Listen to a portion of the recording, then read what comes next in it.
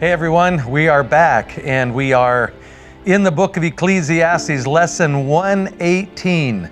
And my name is Gordon Henke. I am, again, a pastor from Northern Indiana who happens to be down in Dallas.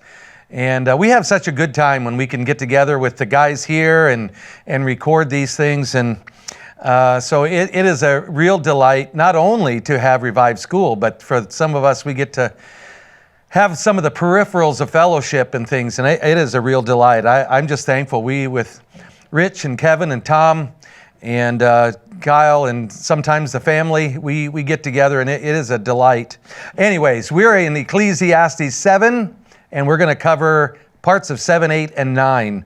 And I want to just start with this. I think that Ecclesiastes, it is one of the books that I enjoy, but when I come to the book of Ecclesiastes, I just basically put a word in front of it, and that is ponder. I don't think you're supposed to walk into Ecclesiastes and just go, that's what it says. I think there's so much of it that you're supposed to just sit there and go, why? What? How? I think there are things that are not only hidden, but I also think there are things to be processed and worked out and say, do I agree with that? Do I see where he's coming from? And so as we do this, I just call this a reality check. And so in verse 1 of chapter 7, it says this: a good name is better than precious ointment. Well, I'm going, that's a pretty easy one for me. Precious ointment you can buy, if you want some cologne, you can buy that. And even if it's pretty expensive, a good name, we'd get that. And then it says, and the day of death, than the day of one's birth. And you're going, I guess it's all perspective. Because the parents are thrilled when the child's born. You're the one that has to deal with your death. But what it's really saying, and we're going to get into, is what is the life? And Pastor Fred talked about its brevity, its breath. It's almost like you don't take stock of your breath in breathing it in and breathing it out. And honestly, it's just another breath. But what did that breath do in you that allowed you to perform what you did at that time? And that's what I think is here. We're trying to struggle through our humanity. And when you just put things out there like the day of death is better than the day of one's birth, and you're going, I think it needs some perspective. So when I just, again, call it a reality check. And so in verse 2, it says this: it is better to go to the house of mourning than to go to the house of feasting. For that is the end of all men, and the living will lay it to his heart. Next verse says, sorrow is better than laughter, for by the sadness of the countenance, the heart is made better. Now I'm just going to pause a little bit. I'm going, do you agree with that? Sorrow is better than laughter.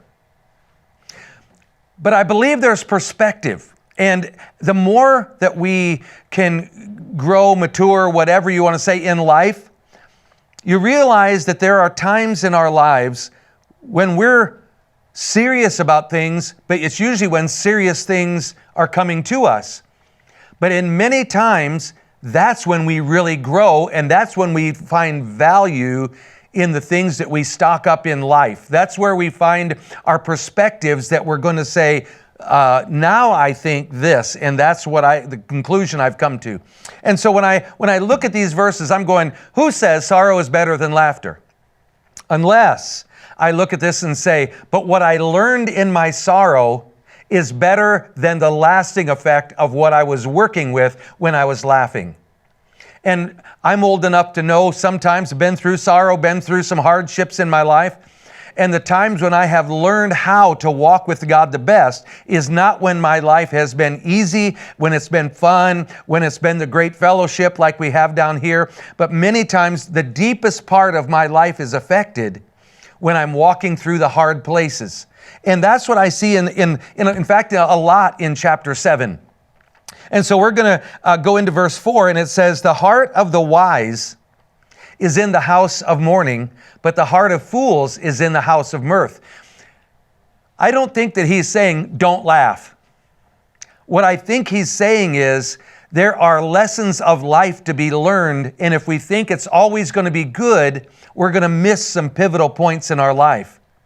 But when we see that there is a work that sorrow brings into our life as far as placing value, sometimes you don't know how much you love something until it's removed from your life, or there's a distress that maybe you think it's going to remove. I even think in relationship, if the relationship is heavily tested at some point and it's in the danger of losing the relationship, man, the value of the relationship is then known. And I think even of a sickness and how death occurs in people who were very close. And you look at this and you're going, that's when you see the value that was attached to that. And I really believe that's what he's saying here. Remember, this is the guy who has searched out.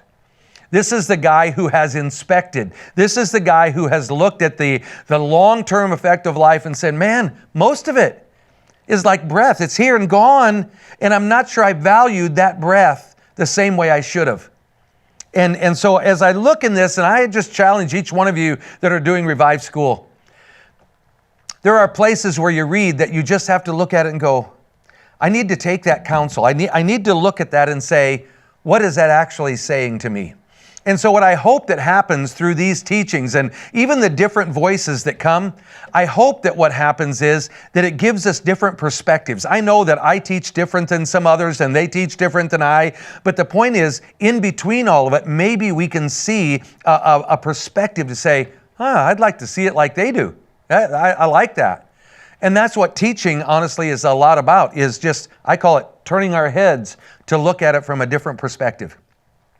So let's go on to verse 7. I'd like to just, this is, when we go 7, 8, 9, 10, it says this, surely oppression maketh a wise man mad, and a gift destroyeth the heart. Now, I will say that I don't think you can look at this verse and just go, okay, if you do, you shouldn't. Surely oppression maketh a wise man mad. What's your question? Why? Why does oppression make a wise man mad? What's assumed as a wise man? A wise man would typically have a plan. A plan means that I have a beginning and a process and an end. But oppression, one who would either bring oppression or would have oppression on him, means that I am diverted from the really working of my plan, and pretty soon you can't get there from here. And then it says, and a gift destroyeth the heart. And I even look at this and you might think I'm a little too analytical in some of these ways. But when I look at these various points here, and it says, it's talking about the oppression, and then it goes to the other swing of the pendulum and says, a gift destroyeth the heart. I believe that there is something in each of us. I mean, when I look at this verse, you're not going to say that somebody gives a gift, it destroys the heart. No. What I believe is, and this is talking about people who either lead and rule, or if they're in a place where they have the ability to be swayed, and a gift destroyeth the heart. It can be the kind of principle that if you're flattered and if you're constantly given to or something like that, pretty soon there can be this idea that you have a tendency to cater then in that sense and follow that person because of the nice and great things that have been done for you in that.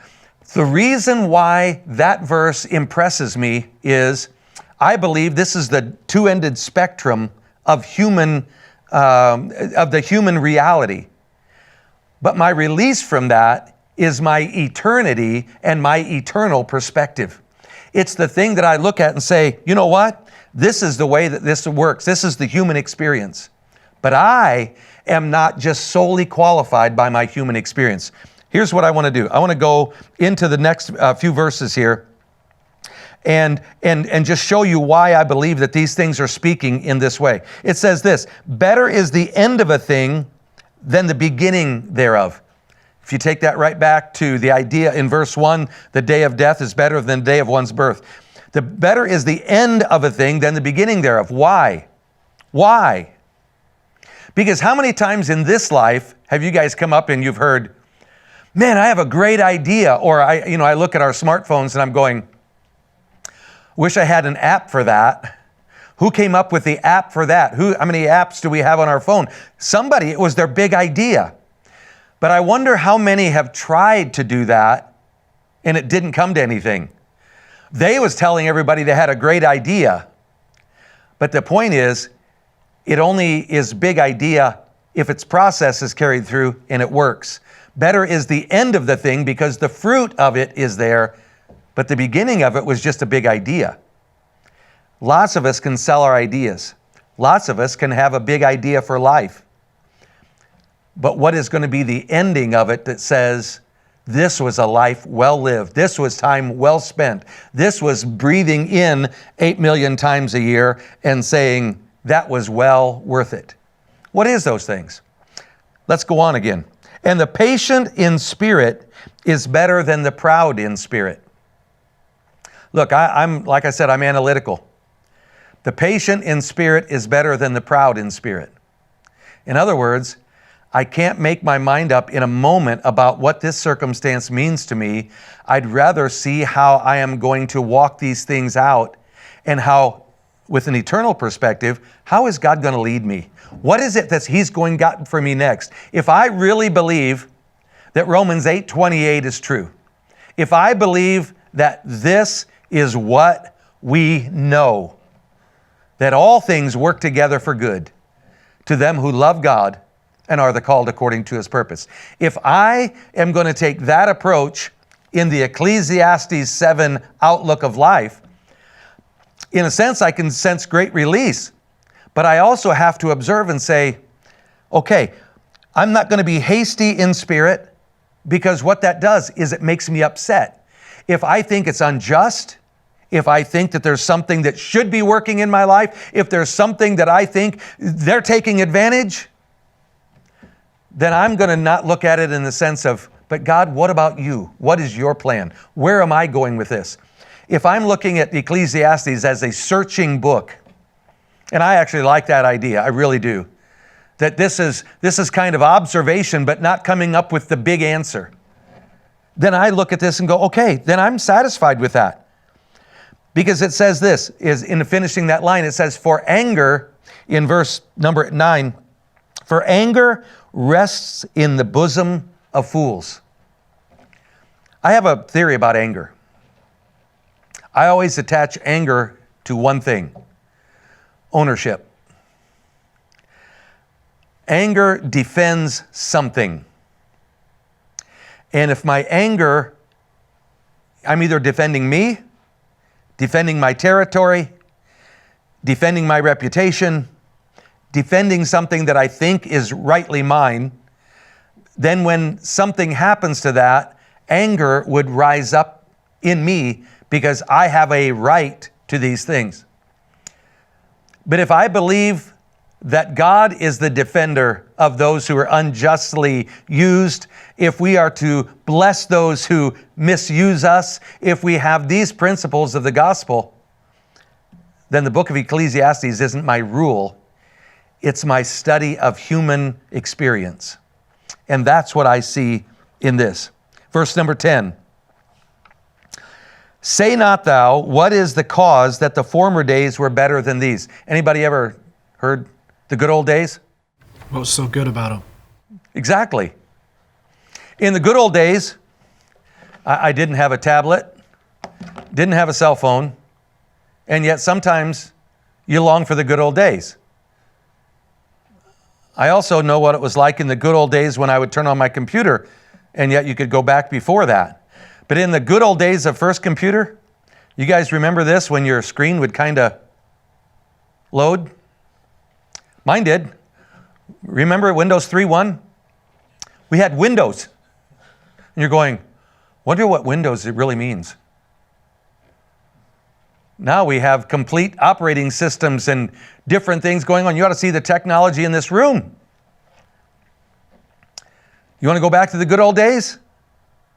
In a lot of ways, they were just the days that came.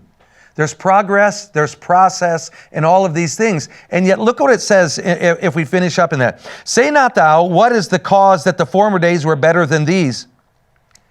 For you're not inquiring wisely in this. In other words, you're not following the equation. You heard Pastor Fred talking about Ecclesiastes chapter 3.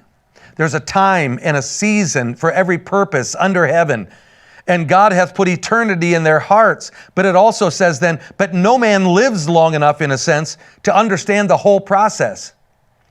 But because I love control, I am one who has to figure out, what does this day mean? And you're going, actually, why don't you figure out in your life how you're going to operate in these days when you can't make sense out of them?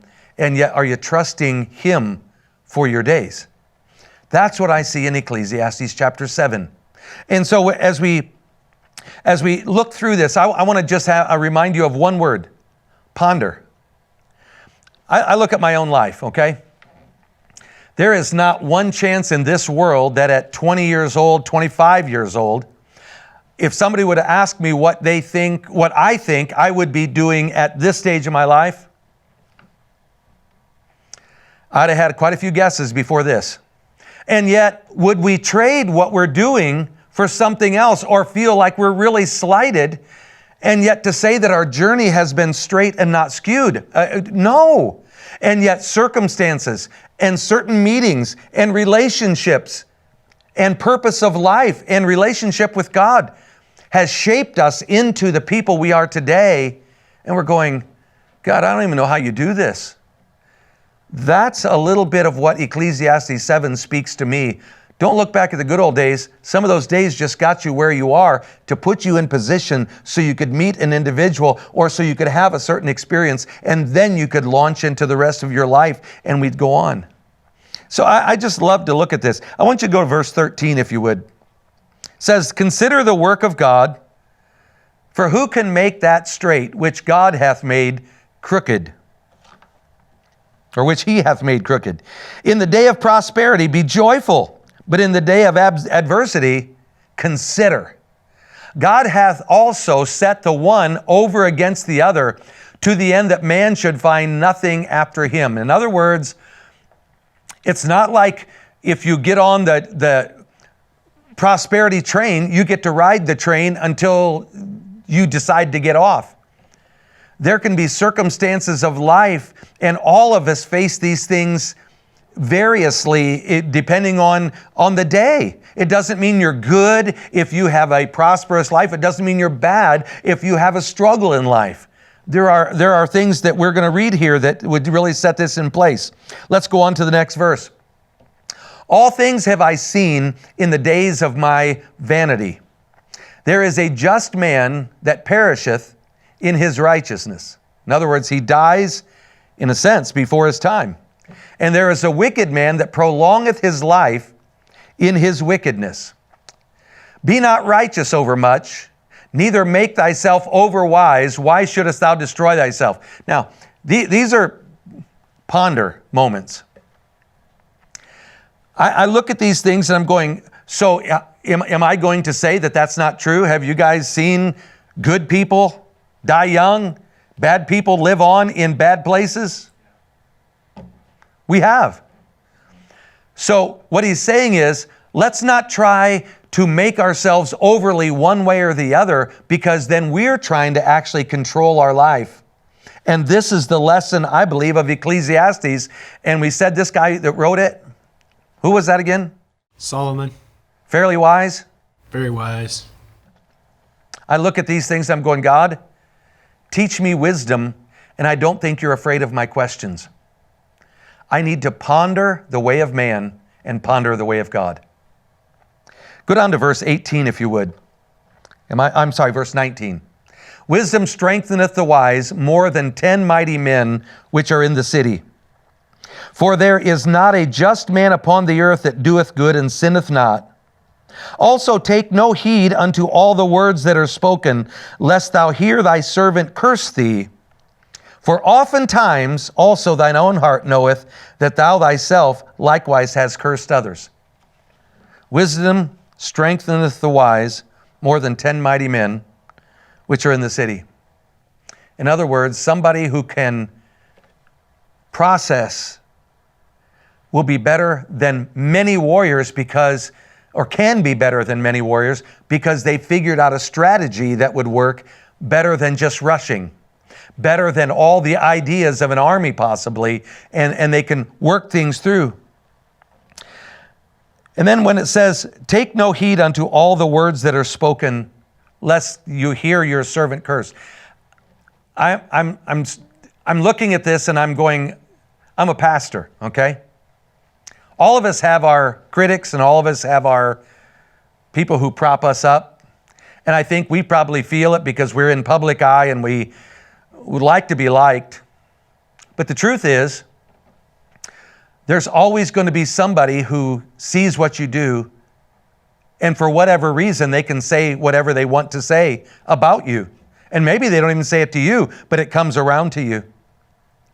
But the other side of that is, you listen to this and you're going, have I ever said something about someone, but it was only my perspective? What this verse is saying then is, don't put all your stock into what one person says about you, because depending what perspective they're coming from, you don't want to be swayed in one fashion or another. Again, I go back. What would happen if we had applied these verses to the government of our nation? What if we could just stop some of the words that are spoken? And yet what we're doing right now is we're playing off all the words that are spoken by one another. And all it's doing is inciting all kinds of hardship and violence. Is there a lesson to be learned in this? Yeah. Don't be quick to take up the words of somebody else, especially a critic, because we know it's easy to be critical. And sometimes I probably said things that shouldn't have been said. And this is the response that we get. And so I hope that you, to see the attitude of what's going on when he's really giving us a reality check in chapter 7 that's going to go on actually through the rest of these chapters that I have. But there is one other verse that I want to show you in chapter 7. It's the last verse. It's verse 29. I thought this was interesting. It says, lo, this have I only found, and that God hath made man upright. In other words, in creating man, God hath made man in a right fashion. He had the opportunity to be upright, but they have sought out many inventions. Some of the other translations say many schemes. Another translation I liked was, they have sought out many devices. I thought that was really funny because in this day, devices fits better than anything. We have sought out many devices that give us all kinds of opportunities to think and to hear and to interact and all this, and we call it social media. And I'm just looking at this, I'm going, God, what would Ecclesiastes sounded like in social media? God help us. If Solomon would have had a computer, let's be careful. If there's one thing I would say about Ecclesiastes 7, and I use that as a launching pad, so to speak, it's the reality check, not so much of where I live, but what do I think? What do I ponder? What do I consider about God's work in my life and my desire to control it? And so I want to go into, in fact, I think we're going to skip through because I see my time is waning and I want to get somewhere in chapter 9. And so we're going to skip through to chapter 9 in verse number, let me get my paper here. And it is chapter 9, verse 11. And it says this, I returned and saw under the sun that the race is not to the swift, nor the battle to the strong, neither yet bread to the wise, nor yet riches to the men of understanding, nor yet favor to men of skill, but time and chance happeneth to them all. When I saw this, I immediately had another passage in mind, and that is in 1 Corinthians chapter 1. And Kevin, if you want to go there, starting in verse 26. Because when it says this, when I came to myself, so to speak, I came to an observation that the race is not to the swift, the battle to the strong. You understand what it's talking about here. It doesn't play to your best places necessarily. And when I see this, and this is now New Testament, and I see this, the calling of God into something greater. What is it? The calling of God. He says this, for you see your calling, brethren, How that not many wise men after the flesh, not many mighty, not many noble are called. Go one more verse, if you would. But God hath chosen the foolish things of the world to confound the wise, and God hath chosen the weak things of the world to confound the things which are mighty. Verse 28.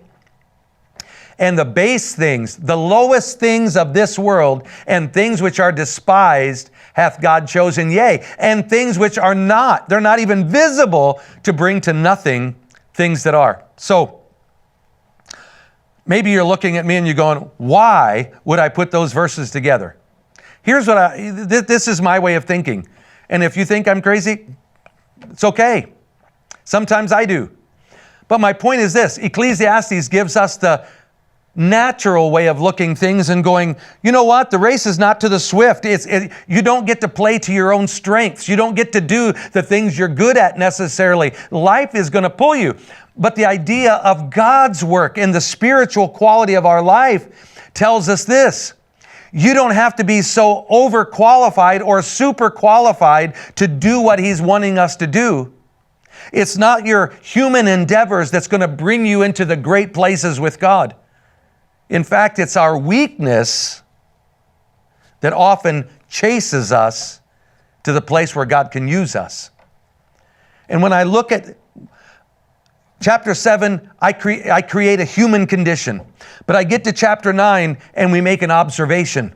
And that observation is this: God has a plan to use things that this world would call crazy, underqualified, less than ready. And He says, but if I fill you and move you by my Spirit, I can bring you into places that will make the others, your wisdom will be greater. Your strength will be stronger. Your way of doing it will be better.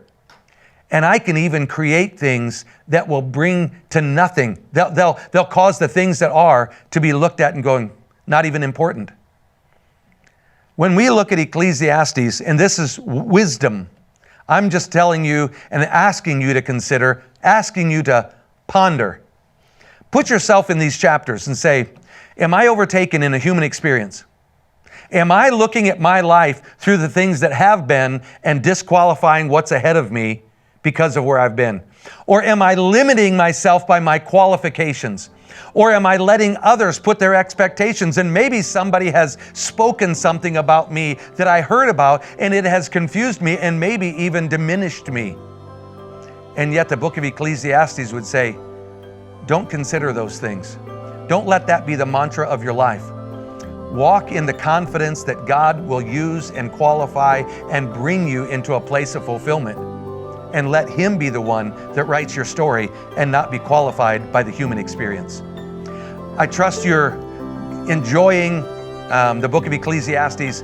And as we close this session, I trust that you will go back and ponder and just ask the simple question, why? We'll see you next time.